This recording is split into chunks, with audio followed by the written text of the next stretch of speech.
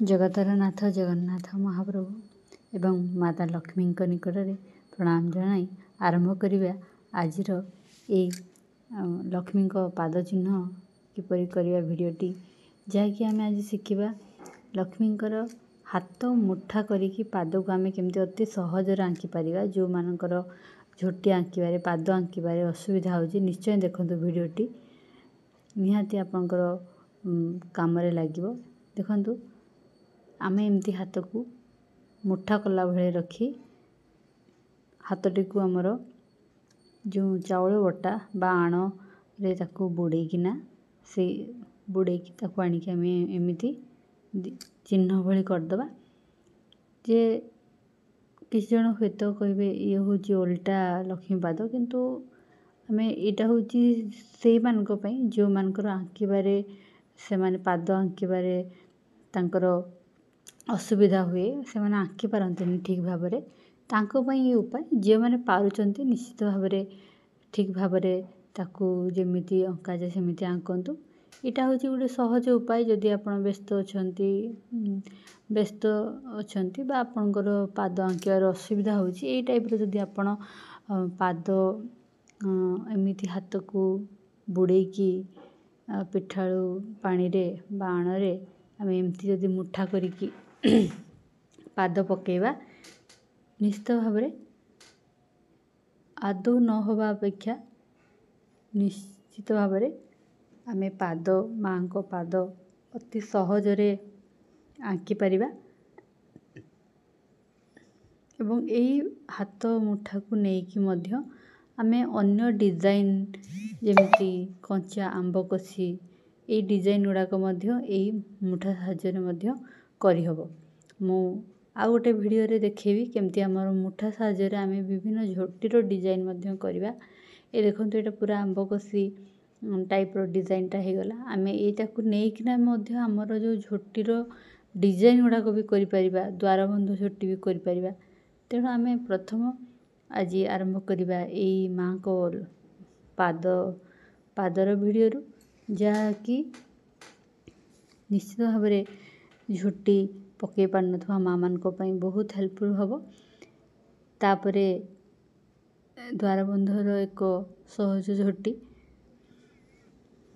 किछि मनरे किछि डिजाइन रो प्लानिंग नहीं एमती हाथ को जहाँ आसी मु भावे झोटी होची गोटे बैलेंस आमे जहाँ भी आंकू गोटे दीटी गार भी जदि पकेबू आ दीटी गारर जदि आमे भितर बैलेंस रखिबू एपट गार सेपट गार भितर जदि बैलेंस रहिला ताही जेमिति जुआडे गार टाणिले भी आपनकर सुंदर देखा जिवो। आपन जदि गोटे गोल करिकिना भी तार 5टा पाखुडा बनेबे जदि सेतिरे भी आपनकर बैलेंस न रहिला ताले भी से भल दिसिबनी। तेणु झोटीर मूल मंत्र होची मु भाबे मो मतरे जे बैलेंस आमे केते बैलेंस करिकी साइज करिकी सब जिंस छोटे बिंदुटा भी आमे एतरे पकोचू ताको सावधान रो सहित पकेबा। छोटो गारटा भी आमे एतरे पकोचू सेतेबेले ताको सावधानतार सहित टाणिबा जेमती हमको लागिबो जे गोटे फोकस करिकी बा आमे निष्ठार सहित ताको करिचु से भलिया फील हो। से झोटीर आकृति ही जना पड़ जिवो जे इथरे केते निष्ठार सहित झोटीटा अंका जाइछि बा केते निष्ठार सहित तार मन देकी झोटीटा करा हेछि। जदि सेतिकी अब माइंड रहिला आमे किछि भी डिजाइन देखू बा न देखू